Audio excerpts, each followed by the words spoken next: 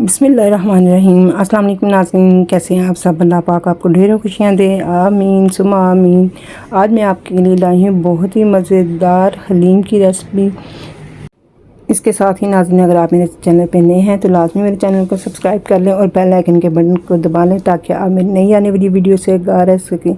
Video को लाजमी friend के साथ, रिश्तेदारों के साथ शेयर किया करें और कमेंट बॉक्स में बताया करें कि वीडियो कैसी लगती है आपको। और यहाँ पे मैंने अब ले ली है चने की दाल। चने की दाल यहाँ पे मेरे पास 2 किलो है। जी हाँ, मैं काफ़ी ज़्यादा मिक़दार में बनाने वाली हूँ क्योंकि खैर से कल 27वीं थी तो मैंने उसके लिए बनाई थी। तो और ये यहाँ पे मेरे पास 3 दालें हैं, माश की है, मूंग की है, मसूर की है। ये तीनों दालें जो हैं यहाँ पे 1-1 पाव है। और साथ मेरे पास है दलिया, ये गंदम का दलिया है, ये भी 1 पाव है।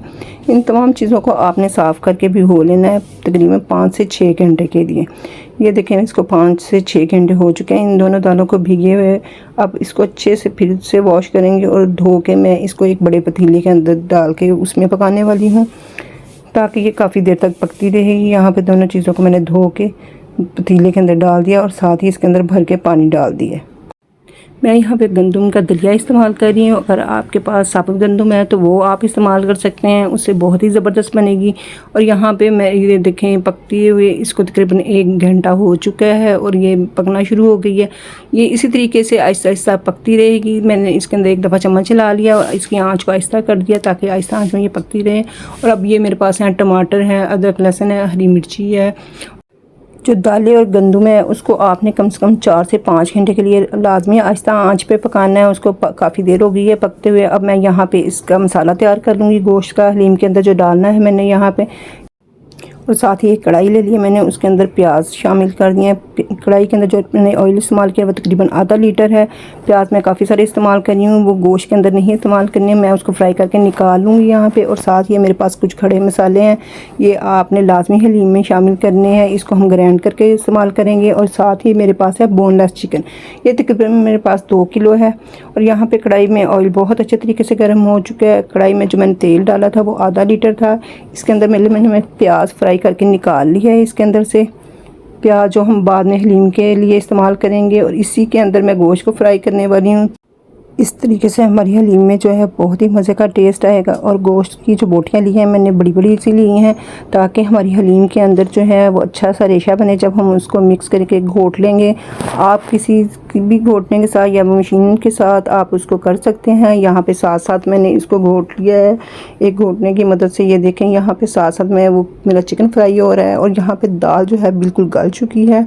और साथ ही यहाँ पे देखें चिकन का जो है कलर कितना चेंज हो चुका है और काफ़ी अच्छे तरीके से ये इसके अंदर पक चुका है। तो अब इसके अंदर जो है जो अदरक लहसुन मैंने आपको दिखाया था उसको मैं ग्राइंड करके यहाँ पे शामिल कर रही हूँ क्योंकि मैं जो है हलीम काफ़ी ज़्यादा मिक़दार में बनाने वाली हूँ। और इसी वजह से मैंने अदरक लहसुन जो था वो काफ़ी ज़्यादा मिक़दार में लिया था, वो इसके अंदर बहुत ही मज़े का टेस्ट देगा। और यहाँ पे मेरे पास अब दूसरे मसाले हैं। यहाँ पे मेरे पास है पिसा हुआ सूखा धनिया है, सुरख मिर्च है, नमक है और साथ में है मेरे पास सौंठ का पाउडर है और हल्दी पाउडर है।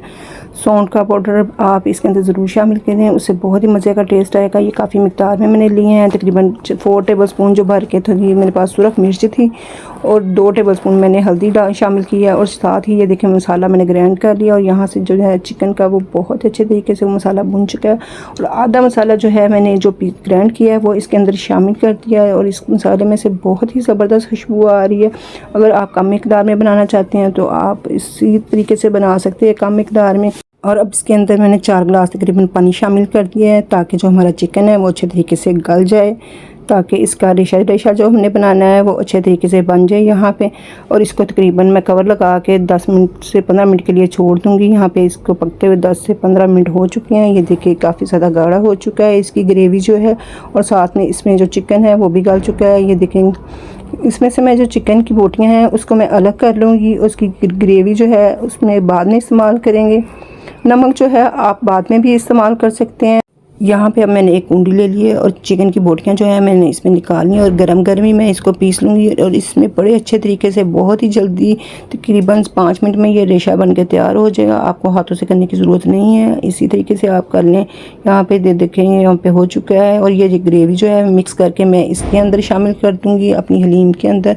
तमाम मसाला इसके अंदर शामिल करेंगे और इसको भी यहाँ पे थोड़ी देर के लिए फिर हम पकाएंगे।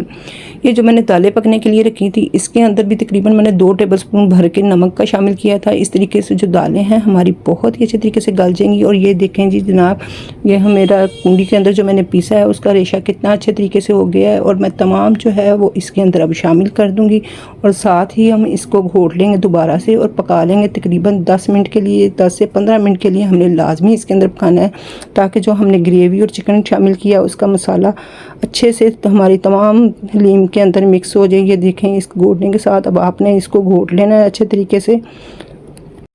जी जनाब, तो हलीम बनाने वक्त काफ़ी ज़्यादा मेहनत लगती है, तो इसलिए आप इस चीज़ के लिए लाजमी तैयार रहें, क्योंकि जो घोटने के साथ इस्तेमाल करते हैं उससे काफ़ी ज़्यादा महसूस होता है, बाजुओं में दर्द होती है। और इसी वजह से मैं कल अपनी वीडियो भी अपलोड नहीं कर सकी, क्योंकि काफ़ी टाइम लग गया था इसको पकते हुए। और यहाँ पे मैंने बाकी का जो आता बचा हुआ मसाला है वो इसके अंदर शामिल कर दिया। और इसी तरीके से आपने घोट के मसाले को भी इसके अंदर मिक्स कर लेना है। यहाँ पे आपने ये देखना है कि आपने इसको बहुत ज़्यादा गाढ़ा नहीं करना है, क्योंकि ठंडा होने के बाद ये काफ़ी ज़्यादा गाढ़ी हो जाती है। यहाँ पे मैं अब आपको निकाल के दिखाती हूँ प्लेट में। ये देखें माशाल्लाह से बहुत ही ज़बरदस्त बन के तैयार हुई है। और अब इसके ऊपर मैं डाल रही हूँ हरा धनिया और पुदीना शामिल कर रही हूँ इसके अंदर।